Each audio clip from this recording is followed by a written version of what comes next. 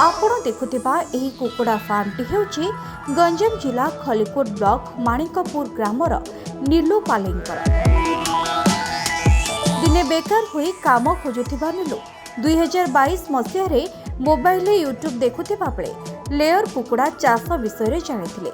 एहापरे से खलिकोट प्राणी चिकित्सालयर अधिकारी जोगाजोग करी सरकारी सब्सिडी युक्त ऋण सहायता 1000 लेयर कुकुड़ा को नहीं फार्म आरंभ करथिले। प्राय 4000 स्क्वायर फुट परिसर में गढ़ी उठिथिबा ए फार्म व्यवसाय धीरे धीरे बढ़िबा परे नीलू निजस्व अर्थरे आउ 700 कुकुड़ा जोड़िथिले। वर्तमान प्रतिदिन ए फार्म रो प्राय 1500 अंडा उत्पादन हेउथिबा बेले यह नीलूंको पई स्थायी रोजगार पथ खोली दैछि। यूट्यूब रे देखिकरी इच्छा गोटे हैला एटा करिया पई एंती स्टार्ट करली। आगुरु एमती बेकार थली एका गवर्नमेंट थ्रू रो मिलिथिला मिलिया भितर एटा आरंभ करछि। एबे डेली पर डे माने एटा डी बड़ आकार रे कर दैछि किंतु पर डे एबे 1500 अंडा बाहरछि आउ पर डे एबे रेट थिया जोगुरु भलो प्रॉफिट होउछि।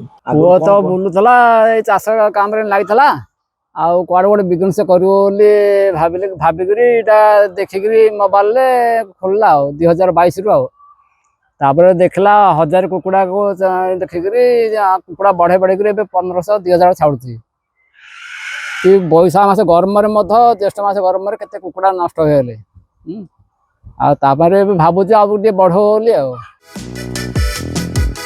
नीलू केवल निजे स्वावलंबी होई नाहंती तांका फार्म रे 2 जण स्थानीय युवकों को मध्य रोजगार दैछंती। एठारू उत्पादित अंडा स्थानीय स्कूल अंगनवाड़ी केन्द्र केशवपुर बाजार एवं खलिकोट बाजार को जोगाण करा जाउछि। आगामी दिन में सरकार आहुरी सहयोग मिले ए फार्म को 5000 लेयर कुकुड़ा विशिष्ट एक बड़ प्रकल्प में परिणत करने को नीलू लक्ष्य रखिछंती।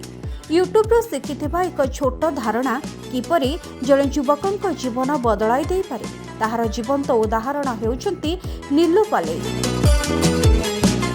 बाहर जाउतले एबे गांव पाखर बोली रह जायते बाहर जाउतले गांव रे सुविधा हला बोल रही गली दाना दिया होचे अंडा कड़ा होचे कत कड़ा होचे। Odisha government deep litre care system माध्यम रे अंडा दे गुडा 1000 से करि परछंती।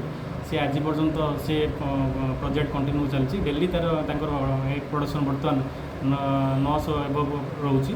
से वर्तमान चाहिए भी से आमर जो गवर्नमेंट स्कीम अच्छी से 4000 कि 5000 लेयर से करिकी सर्वाइवल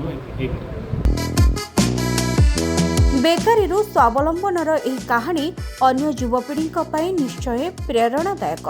सरकारी योजनार सुविधा एवं निजर आग्रह को काम रे लगाइले सफलता हासिल करि हेबो बोली प्रमाण करिसेंती नीलू पाले। Bureau report story dot.